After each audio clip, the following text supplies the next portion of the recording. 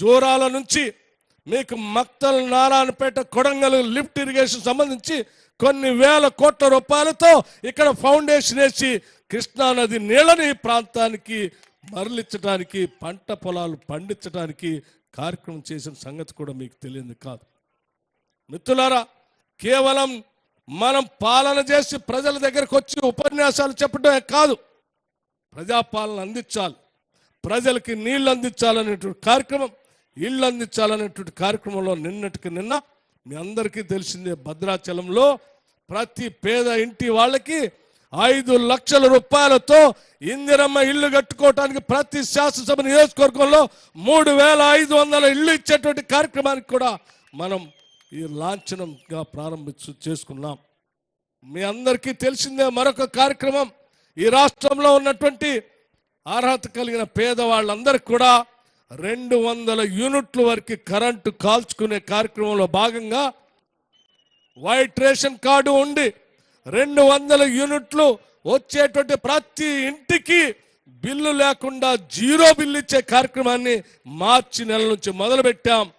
ఎవరికైనా పొరపాటున ఆ కార్యక్రమంలో ప్రజాపాలనలో కార్యక్రమంలో భాగంగా గ్రామ సభల్లో మీరు ఇచ్చినటువంటి అప్లికేషన్లో మీ మీటర్ సర్వీస్ కనెక్షన్ సంబంధించిన నెంబర్ కానీ రేషన్ కార్డు సంబంధించిన నెంబర్ కానీ తప్పుగా మీరు ఏమైనా నమోదు చేసి ఉంటే వాళ్ళది లిస్టులో రాకపోతే కూడా మళ్ళీ చాలా స్పష్టంగా చెప్పాం. 200 యూనిట్ లోపల మీకు బిల్లు వస్తూ ఉంటే ఆ లిస్టులో 0 బిల్లు రాకపోయినా మీరు ఎవరు బిల్లు కట్టాల్సినటువంటి అవసరం లేదని చాలా స్పష్టంగా ఇచ్చాం. వెళ్ళండి, మీ దగ్గర ఉన్న మండల్ డెవలప్మెంట్ ఆఫీసులో ప్రజాపాలన సంబంధించిన ఒక అధికారిని నియమించి రోజువారీ ఎవరు వచ్చినా అప్లికేషన్ తీసుకొని దాన్ని 200 లోపల ఉంటే ఆ లిస్టులో ఎంట్రీ చేయమని చెప్పాం. మీరు నేరుగా మండల్ డెవలప్మెంట్ ఆఫీస్కి వెళ్ళండి, మీ సంబంధించిన సమాచారాన్ని వారికి ఇవ్వండి, వెంటనే మీ పేరు అందులో అప్లోడ్ అవుతుంది, మీకు కూడా 0 బిల్లు వస్తుందని కూడా మీ అందరికీ సవినయంగానే మనవి చేస్తూ ఉన్నాను. 200 యూనిట్ లోపల ఉండి తెల్ల రేషన్ కార్డు ఉండి మీకు 0 బిల్లు రాకపోయినా మీరు బిల్లు కట్టాల్సినటువంటి అవసరం లేదు. ఏ అధికారి వచ్చి కూడా మిమ్మల్ని బిల్లు కట్టమని అడిగే పరిస్థితి కూడా లేకుండా మేము చాలా స్పష్టంగా ఆదేశాలు ఇచ్చామని కూడా మీ అందరికీ నేను సవినయంగా మనవి చేస్తూ ఉన్నాను. మిత్రులారా, ఇవన్నీ ఎందుకు చెప్తా ఉన్నానంటే మేము ఇచ్చిన 6 గ్యారంటీలు పట్టుమని 90 రోజులు కూడా పూర్తి కాకుండానే వీటన్నిటిని మొదలుపెట్టి ప్రజలకు అందించేటువంటి కార్యక్రమం చేశాం. అంటే చెప్పిందే చేస్తాం, చేసిందే చెప్పుదాం.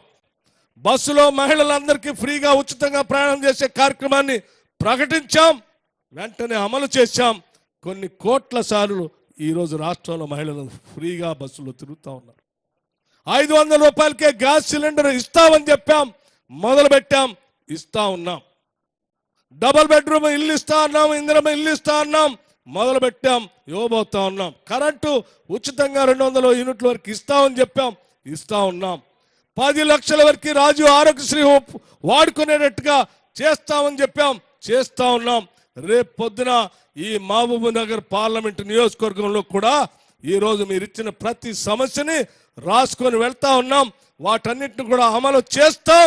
మీరందరూ కూడా పెద్ద మనసుతో నిన్న శాసనసభ ఎన్నికల్లో ఏ రకంగా అయితే శ్రీహరి గారిని గెలిపించి ఆశీర్వదించి పంపించి ఈరోజు సమస్యల పరిష్కారం చేపించుకున్నారో, రేపు జరిగే పార్లమెంట్ ఎన్నికల్లో కూడా కాంగ్రెస్ పార్టీ అభ్యర్థిగా పోటీ చేస్తున్న వంశీ చందర్ రెడ్డి గారిని చేయి గుర్తుపైన భారీ మెజార్టీతో మీరు గెలిపించి పంపించండి. మీకు ఇచ్చిన హామీలన్నింటినీ కూడా అమలు చేసే బాధ్యత మేమంతా తీసుకుంటామని చెప్పి మీ అందరికీ నేను సవినయంగా మనవి చేస్తా ఉన్నాను.